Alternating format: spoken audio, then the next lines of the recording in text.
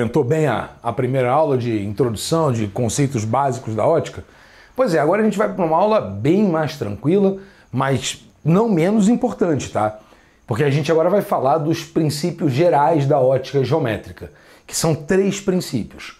Eu vou falar rapidamente deles, então essa aula vai ser bem curtinha, mas depois a gente vai para a aula de fenômenos que estão associados a esses princípios.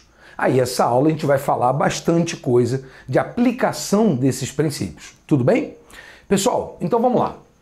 De todos os princípios gerais da ótica, talvez acho que o mais importante para você é esse aqui. Princípio da propagação retilínea da luz. Ele é um princípio bastante simples, mas com uma importância enorme, com uma quantidade de aplicação gigantesca. O que esse princípio diz? O nome já está dizendo. A luz caminha em linha reta. Então nada de discutir agora se a luz faz curva no buraco negro, se não faz. A gente não está falando da ótica física, a gente está falando da ótica geométrica. Então na ótica geométrica, se eu tenho uma fonte de luz, essa fonte de luz ela vai enviar infinitos raios de luz em todas as direções, mas nenhum deles vai poder fazer curva. As consequências, pessoal, são as mais diversas.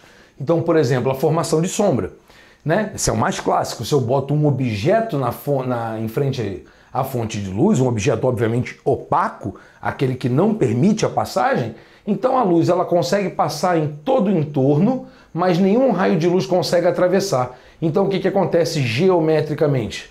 Vai formar o que? Uma região, galera, de sombra. Ou seja, uma região que não é iluminada, e ela vai ter exatamente o formato do objeto que está bloqueando a luz. Aliás, antes de eu seguir para o segundo princípio, pessoal, a parede aqui no meu exemplo, ela é muito chamada no exercício de anteparo. Anteparo é onde se projeta uma sombra, onde se projeta uma imagem, tá? Então, quando você está assistindo uma aula com um data show, e o professor ele pega aquele data show e projeta na parede uma imagem, um filme, então a parede é um anteparo que a gente fala, tudo bem? Isso é para a gente ficar esperto com a questão do enunciado. Então quando aparecer anteparo, é isso. Beleza? Outros efeitos, penumbra. Penumbra a gente vai ver na próxima aula, que é se a fonte de luz não for pontual, se a fonte for extensa. Então se tiver uma segunda fonte de luz aqui, você vai perceber que a região de sombra vai ficar menor. Aí vai formar outras regiões que a gente ficam parcialmente iluminadas, que a gente chama de penumbra. Ah, o eclipse. O eclipse, claro, né, é um tipo muito especial de sombra, tanto o eclipse solar quanto o eclipse lunar.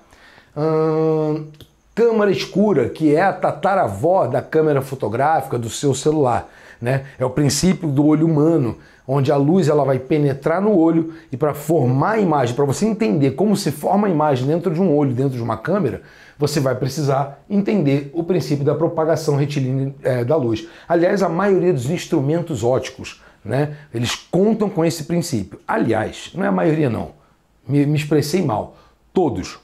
Por que todos? Porque tudo que eu vou falar daqui para frente, inclusive do segundo e do terceiro princípio, todos eles partem do princípio que o primeiro aqui é verdadeiro, que a luz realmente se propaga em linha reta. Beleza? Segundo princípio é o princípio da reversibilidade dos raios de luz. Pessoal, eu fiz aqui um esqueminha onde eu botei um observador A e um B. E aqui entre eles um espelho. E aí eu fiz o seguinte. Se o observador A, por exemplo, pode ser visto pelo B, quer dizer, a luz sai do A, né? Logicamente que ele não é uma fonte primária. Alguém iluminou o A, um raio de luz consegue bater no espelho. Se esse raio chegar em B, então você não tenha dúvida de que existe um raio de luz saindo de B e vindo para o A. Então, a direção do raio de luz independe do sentido. Se ela vai, ela pode voltar. Eu vou colocar agora uma imagem para você de uma coisa muito legal que eu vejo muito aqui em Cuiabá, que é a questão do ônibus, que ele tem uma plaquinha atrás que está escrito assim, ó: se eu não vejo você, você também não me vê. Ou seja, né, se você está ali dirigindo de carro, vai ultrapassar um ônibus, é importante que você veja se o motorista do ônibus está te vendo. Ah, como é que eu vou saber? olha para o retrovisor dele. Se você conseguir cruzar o olhar com o motorista, não tenha dúvida, você o viu, ele também viu você. Tranquilo? E aplicação direto disso, né? Como o exemplo que eu acabei de dar. Espelhos. Tanto faz se o espelho é esférico, se o espelho é plano, tá? E o terceiro e último princípio da ótica geométrica é o princípio da independência dos raios de luz. É um princípio a priori, galera, bem simplório, bem, basal, mas é importante. Ele diz o seguinte: quando dois raios de luz se cruzam, sabe o que acontece? Nada. Eles seguem seus caminhos como se nada tivesse acontecido. Isso aqui, galera, vai de encontro, e de encontro, por favor, gramática, tá? De encontro é contra, não é ao encontro, que é concordando. Isso aqui vai de encontro com aquela teoria do Newton de que a luz era partícula. Porque se duas partículas, tipo duas bolas de sinuca, vêm caminhando na mesa, se elas colidirem uma com a outra, uma vai alterar a trajetória da outra. Mas isso aqui não acontece. Agora, lógico, professor, então se eu venho com um holofote com luz azul, um holofote com luz amarela, pode acontecer, não, vai acontecer aqui na região de encontro uma interferência. Aí, por exemplo, o azul com branco, depois a gente vai discutir isso na aula de cores, vai ficar branco, né? O azul com amarelo, perdão, o azul com amarelo vai formar uma região branca aqui. Mas daqui que passa, voltou amarelo. O azul passou daqui dessa região de interferência, voltou a ficar azul. Tranquilo, tá? Então eles não alteram em nada o caminho um do outro.